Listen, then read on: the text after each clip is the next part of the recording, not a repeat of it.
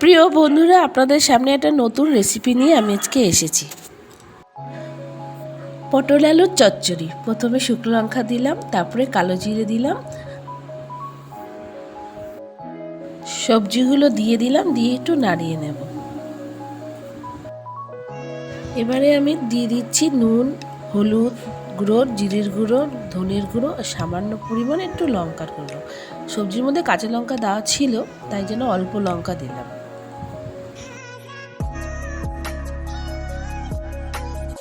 সব মশলাগুলো দেওয়ার পরে এবারে একটু নেড়ে চেড়ে নিলাম। এবারে সবজিগুলো যাতে সিদ্ধ হয় তাই জন্য সামান্য জল দিয়ে ঢাকা দিয়ে দিলাম। এবার যেহেতু চচ্চড়ি তাই একটু মিষ্টি দিতে হয়, তাই একটু বাতাসা দিলাম। কিন্তু রেডি হয়ে গেল পটল আলুর চচ্চড়ি। তোমাদের ভিডিওটা কেমন লাগলো অবশ্যই জানিও।